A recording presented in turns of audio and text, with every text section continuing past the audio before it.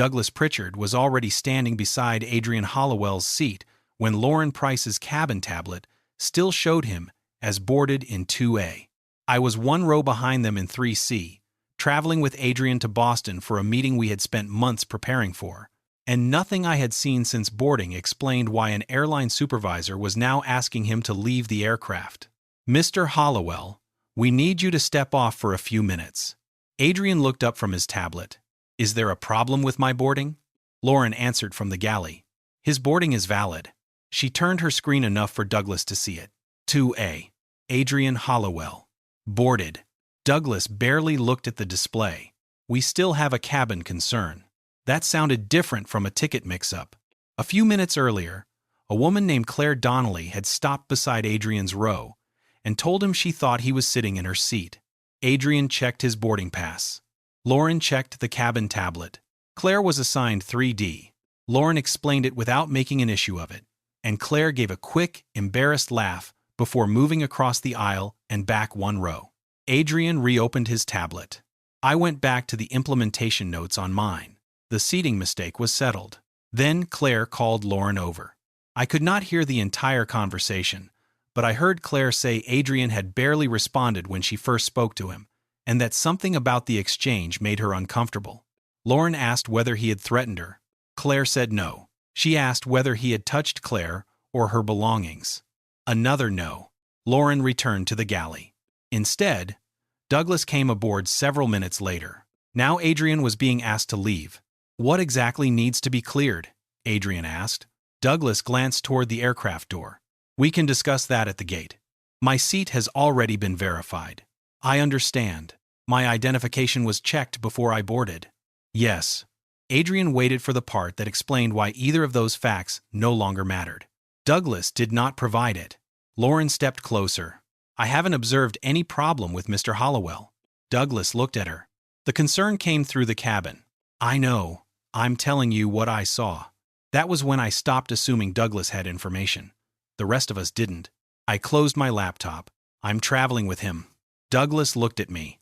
"Were you involved in the earlier interaction?" "I watched it." "What did you see?" A passenger questioned his seat. The seat was checked. She was mistaken.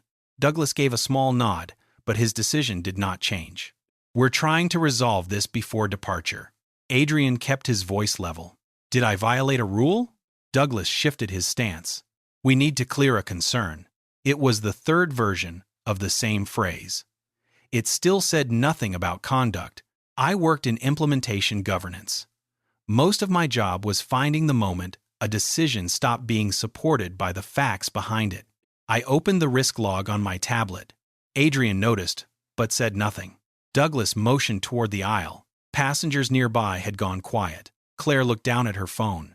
Adrian placed his tablet in his bag, stood, and straightened his jacket.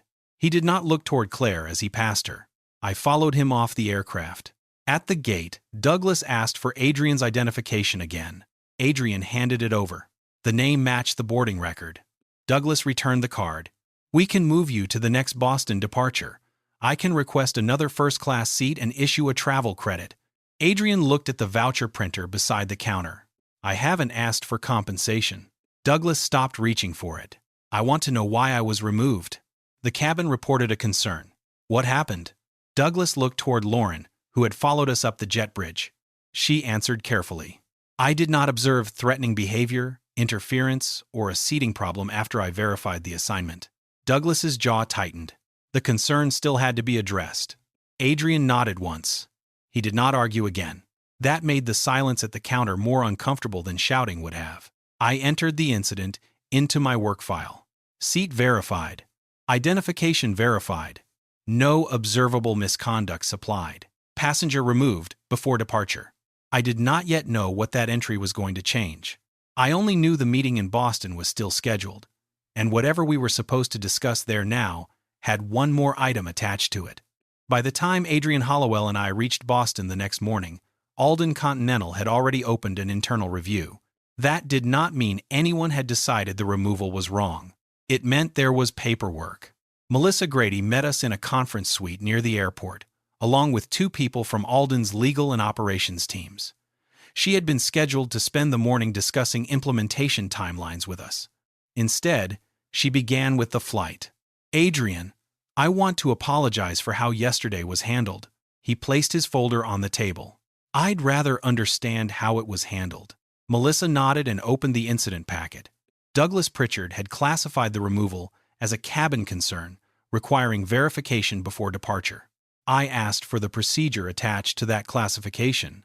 One of the operations managers pulled it up on the room display. The rule was more specific than the incident report. Once a passenger's identity, boarding authorization, and seat assignment were confirmed, involuntary deplaning for behavior required an observable act. That act had to be tied to safety, crew interference, threatening conduct, or another stated rule. Melissa read the paragraph twice. Then she opened Douglas's report. There was no act listed. The entry only noted that another passenger reported discomfort and that Adrian had been removed while the concern was reviewed. Adrian looked at the screen. Was there another report? Melissa checked. No. Lauren Price's statement had arrived that morning. It was shorter. She confirmed that Claire Donnelly initially believed Adrian was sitting in her seat. Lauren checked both assignments and found Adrian correctly seated in 2A. Afterward, Claire told Lauren that Adrian's response had made her uncomfortable. Lauren wrote that she had observed no threat, no interference, and no refusal of a crew instruction before Douglas arrived. The original seat problem had disappeared before the airline acted. The discomfort had not. One of Alden's attorneys leaned forward. "We're not saying the removal was justified. We're saying Douglas may have believed he was preventing a conflict." Adrian looked at him. "What conflict?" The attorney glanced back at the report. He had nothing new to add. "I opened the risk register I had started at the gate. Until that morning, the incident had been listed as preliminary. The policy changed that. I changed its status to material partner culture risk." Melissa noticed immediately. "Michael, does that stop today's work?" "It stops final approval." The room became quieter. She looked at Adrian. "Is that necessary before the customer review is finished?" Adrian answered without raising his voice. "This isn't only a customer issue." That was the first moment the people across the table understood why I had been documenting the incident differently. It wasn't a normal travel complaint. VectorNorth Technologies had spent months negotiating an artificial intelligence logistics integration with Alden Continental. If approved, our engineers would work inside Alden cargo centers, operations facilities, and planning teams across the country. Adrian was not traveling to Boston simply for a business meeting. He was VectorNorth's chief executive, and the agreement sitting in our governance process was worth approximately $5 billion over its planned term. Melissa leaned back. Nobody gasped. The consequence was sitting in the same folder as the implementation schedule. Adrian did not threaten to cancel it. He asked for 3 things before VectorNorth would move the partnership forward: an independent review of the removal, a clear standard requiring observable conduct after boarding facts had been verified, and protections covering VectorNorth employees working inside Alden facilities. Melissa asked whether meeting those conditions guaranteed the deal. "No," Adrian said. "It means the review can continue." That answer mattered more than a threat would have. Alden still had a path forward, but it no longer controlled the timetable. Later that afternoon, its review team searched previous deplaning and secondary verification cases filed under the same broad cabin concern category. Several contained specific conduct, others did not. In some, the reason was recorded as passenger discomfort, an appearance that seemed out of place in the cabin, or a concern raised by another traveler even though the boarding record was valid. A disproportionate number involved black passengers. The finding was not yet final, but it was enough for VectorNorth's governance committee to act. Our exclusive negotiation status with Alden Continental was suspended. The project was reopened to competitive review. When the procurement notice reached my inbox, one line had changed. Alden Continental exclusivity removed. The $5 billion agreement had not disappeared. For the first time, Alden had to compete for it again. The independent review did not find a hidden threat that everyone had somehow missed on the aircraft. That was what made the result harder for Alden Continental to explain. I received the final summary because the incident remained open in VectorNorth's implementation governance file. Melissa Grady joined our review call from Alden's Boston office, while Adrian Hollowell sat across from me with the procurement scoring packet closed in front of him. Douglas Pritchard had verified Adrian's identity. Lauren Price had already confirmed the seat. No crew member reported threatening language or physical interference. No one refused to follow a cabin instruction or behaved in a way that affected flight safety. The review found that Douglas had treated Claire Donnelly's discomfort as enough reason to remove Adrian. Leaving him on board, Douglas felt, would have meant accepting uncertainty as departure time approached. That was not the standard Alden's own policy required. Karen, from their compliance team, had also expanded the review beyond our flight. The broad cabin concern category had been used in dozens of other removals and secondary checks. Some were supported by clear behavior. Several were not. A disproportionate share of the unsupported cases involved Black passengers whose boarding records had already been verified. The problem was not that every employee involved had written something openly racist. The problem was that a vague concern could survive even after the facts that created it were disproved. Alden acted first on Douglas's authority. He was removed from station supervisory duty. He lost the ability to order involuntary passenger removals while employee relations completed its process. The final employment decision came later. Douglas was dismissed for repeatedly using a discretionary removal process without documenting the conduct required by policy. Claire faced no airline punishment. Her statement had been a passenger complaint. The airline's job was to decide what weight that complaint should carry. Lauren stayed in her position. Her original account was preserved because she had said what she saw while the aircraft was still at the gate, before anyone knew who Adrian was. The policy change came next.